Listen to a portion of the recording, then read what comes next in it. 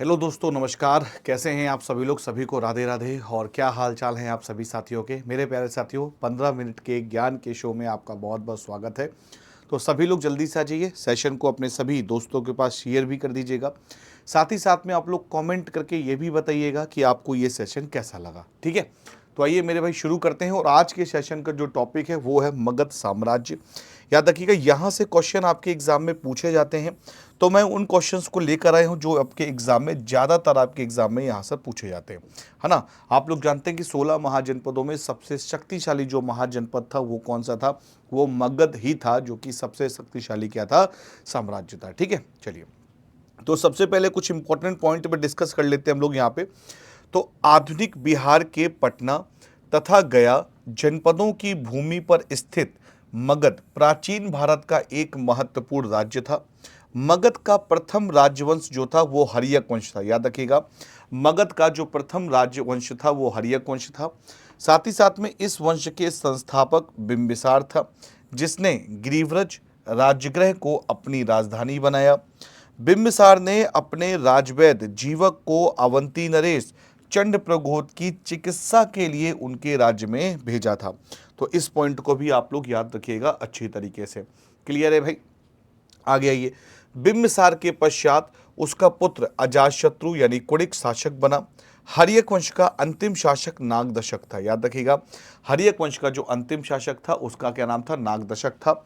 नागदशक को उसके अमात्य शिशुनाग ने आपद्यस्त कर शिशुनाग वंश की क्या की? स्थापना की। तो याद रखिएगा, नागदशक को उसके अमात्य शिशुनाग ने गद्दी से हटाकर शिशुनाग वंश की क्या की? स्थापना की। शिशुनाग ने अवंती राज्य को मगध साम्राज्य में मिलाया। याद रखिएगा, शिशुनाग ने अवंती राज्य को किसमें मिलाया? तो मगध साम्राज्य में यहां पर मिलाया। शिशुनाग वंश का अंतिम राजा नंदीवर्धन अथवा महानंदिन था। नंद वंश का संस्थापक कौन था? महापद्म नंद था। और नंद वंश का अंतिम शासक था धनानंद था। याद रखिएगा, धनानंद सिकंदर का समकालीन था। धनानंद को पराजित कर चंद्रगुप्त मौर्य ने मौर्य साम्राज्य की स्थापना की थी। धनानंद को यूनानी लेखकों ने क्या कहा? अग्रमीज का पुत्र यहां पर कहा था। मेरे प्यारे साथियों, यहीं पे अगर मैं आपसे कहना चाहूंगा कि याद रखिएगा, हर्यक वंश का ही एक शासक हुआ करता था जिसका नाम क्या था? उदयन। याद रखिएगा, हर्यक वंश का ही एक शासक था जिसका नाम था उदयन था। इस उदयन ने पाटलिपुत्र नामक नगर की स्थापना की। किसकी की? पाटलिपुत्र पाटलिपुत्र नामक पाटलिपुत्र नामक नगर की स्थापना की। याद रखिएगा, पाटलिपुत्र नामक नगर की क्या की भाई? तो मेरे प्यारे साथियों, स्थापना की। ठीक है, पाटलिपुत्र नामक नगर की क्या की? स्थापना की। इसको भी याद रखिएगा। अब आइए हम लोग मूव करते हैं क्वेश्चन की तरफ। हम लोग यहाँ पे, तो आज का पहला क्वेश्चन आपके सामने ये रहा। कह रहा है कि मगध राजवंशों का जो क्रम है वो क्या क्या है? शिशुनाग वंश, हर्यक वंश, नंद वंश, मौर्य वंश। हर्यक वंश, शिशुनाग वंश, नंद वंश और मौर्य वंश। मौर्य, नंद, शिशुनाग और हर्यक। नंद, मौर्य, शिशुनाग और हर्यक। ये आपको बताना है इनमें से सही वंश यहां पर कौन सा है। तो अगर हम लोग बात करें मेरे प्यारे साथियों कि मगध राजवंशों का जो क्रम व्यवस्थित करें, तो क्रम देखो, पहले कौन सा आएगा? हर्यक आएगा भाई। पहले आपके सामने कौन सा आएगा? हर्यक। हर्यक के बाद ही आपका कौन सा आएगा? शिशुनाग वंश आएगा। और शिशुनाग वंश के बाद कौन सा आएगा? आपका नंद वंश आएगा।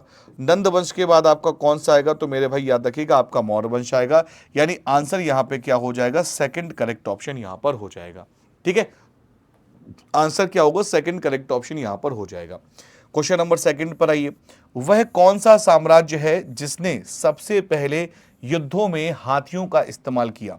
गुप्त, मौर्य, मगध और चोल।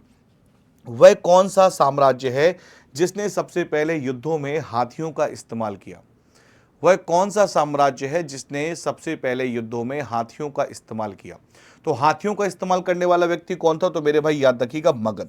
मगध ने ही सबसे पहले युद्ध में किसका इस्तेमाल किया था? तो हाथियों का इस्तेमाल यहां पर शुरू किया था। किसने? मगध में मेरे भाई। क्वेश्चन नंबर थर्ड पर आइए। तीसरा क्वेश्चन कह रहा है कि चौथी शताब्दी ईसा पूर्व से पहले मगध की राजधानी क्या थी? पाटलिपुत्र थी, राजगृह थी, काशी थी या फिर उज्जैनी थी? तो चौथी शताब्दी ईसा पूर्व से पहले अगर बात करें, मगध की जो कैपिटल थी वो थी राजगृह थी। कौन सी थी भाई? राजगृह थी। इसको आप लोग जानते हैं अच्छी तरीके से। याद रखिएगा जब उदयन आया भाई, याद रखिएगा जब उदयन आया तो उदयन ने मेरे भाई कैपिटल राजधानी किसको बनाई थी? तो उदयन ने ही जो कैपिटल यानी राजधानी बनाई थी वो पाटलिपुत्र को बनाई। किसको बनाई भाई? वो पाटलिपुत्र को बनाई। ठीक है, उदयन ने ही राजधानी किसको बनाई? तो याद रखिएगा मेरे प्यारे साथियों, वो पाटलिपुत्र को यहां पर कैपिटल बनाया था। ठीक, क्वेश्चन नंबर 4 पर आइए। चौथा क्वेश्चन कह रहा है कि हर्यक वंश में मगध का पहला शासक कौन था? अजातशत्रु, बिंबिसार, चंद्रगुप्त मौर्य और महापद्मनंद। क्वेश्चन कह रहा है कि हर्यक वंश से मगध का पहला शासक कौन था? तो याद रखिएगा हर्यक वंश से जो मगध का पहला शासक था वो कौन था मेरे भाई? याद रखिएगा उसका नाम था बिंबिसार। क्या नाम था? बिंबिसार नाम था। ठीक है, बिंबिसार नाम था, याद रखिएगा।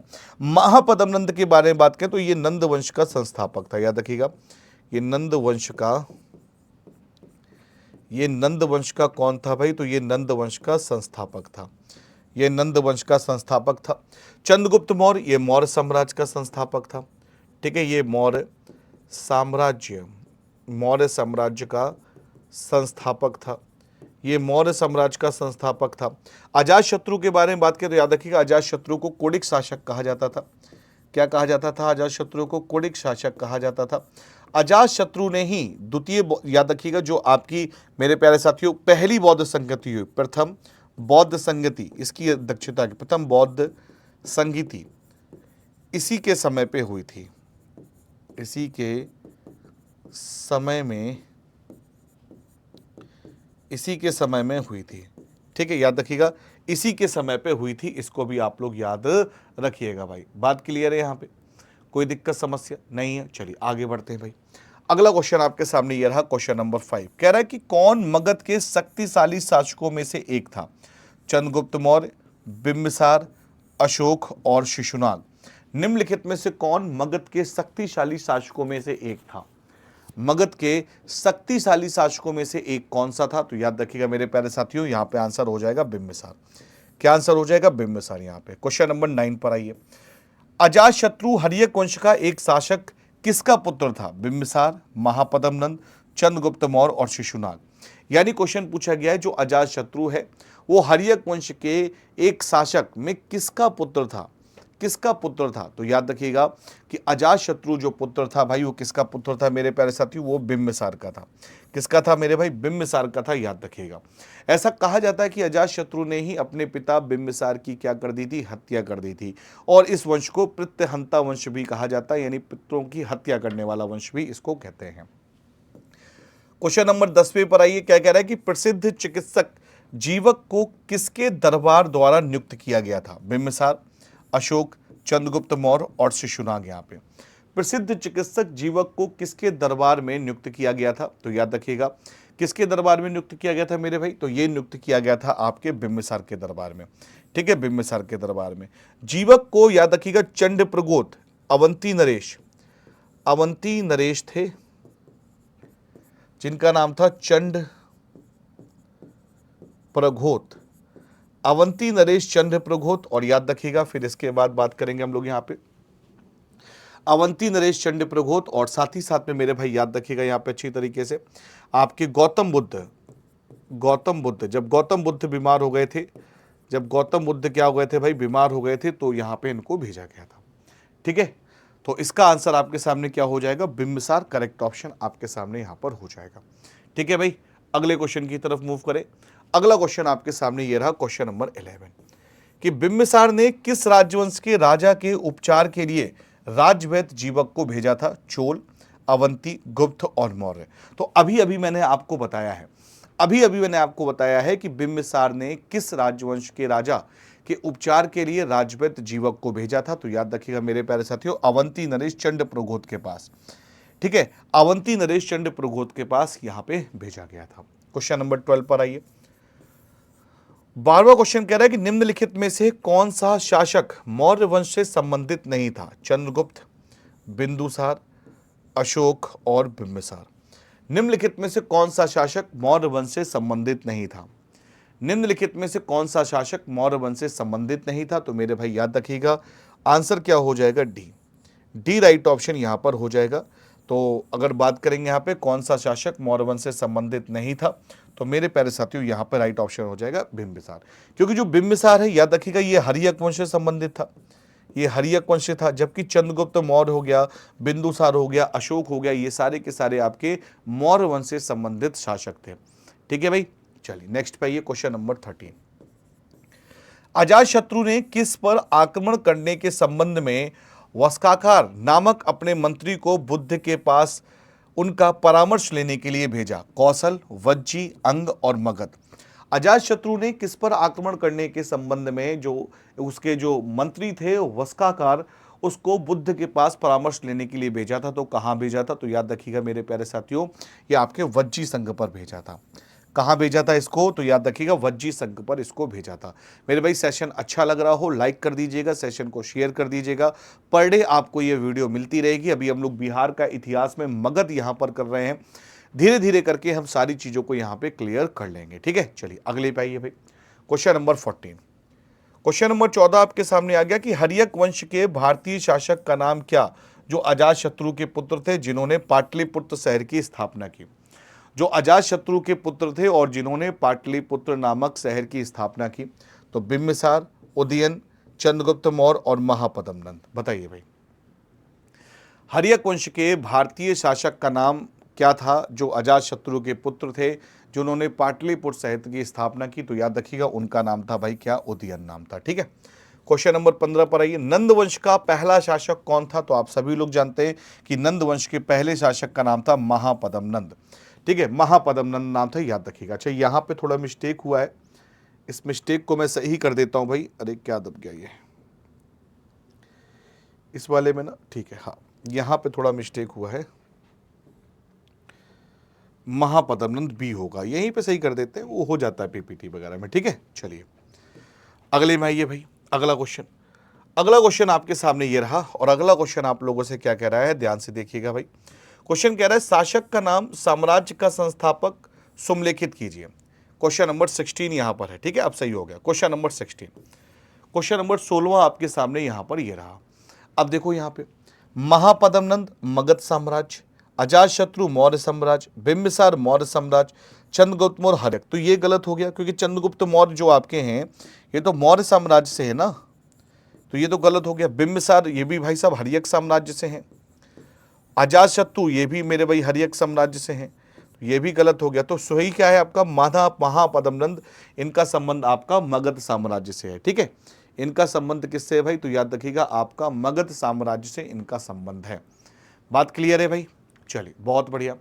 क्वेश्चन नंबर 17 पर आते हैं। क्वेश्चन नंबर 17, 17वां क्वेश्चन कह रहा है कि चंद्रगुप्त मौर्य द्वारा प्राचीन भारत में मौर्य साम्राज्य की स्थापना करने से ठीक पहले मगध पे किसका शासन था?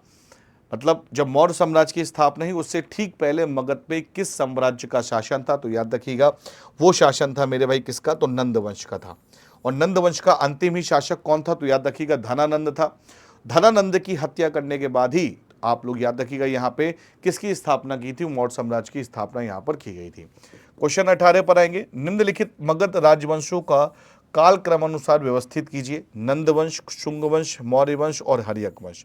तो यहाँ पे इसको व्यवस्थित करना है भाई, तो व्यवस्थित करेंगे। यहाँ पे पहला आपके सामने चौथा आ जाएगा, तो चौथा देखो ना ए में नहीं है, सी में नहीं है, डी में नहीं, तो आंसर क्या हो जाएगा यहाँ पे? बी।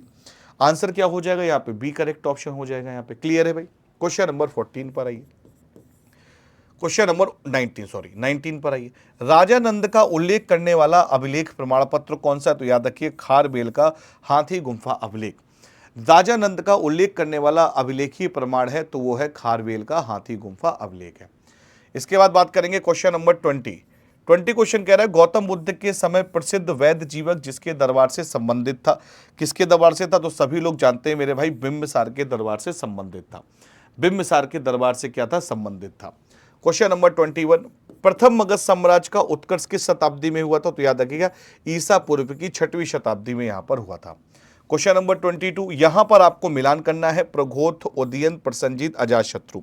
तो याद रखिएगा, प्रघोत के बारे में बात करें तो मेरे भाई अवंती का था, पहले का तीसरा देखो तो पहले का तीसरा सी में आ रहा है, सी करेक्ट ऑप्शन यहां पे हो जाएगा, बाकी मिलाने की आवश्यकता नहीं रहेगी। तो बहुत बहुत धन्यवाद प्यारे साथियों, क्लास कैसी लगी आपको प्लीज एक बार लाइक शेयर करके सभी लोग जरूर बता दीजिएगा और अपने सुझाव भी कमेंट सेक्शन में लिख के जरूर बताइएगा। Thank you so much, bye bye, take care.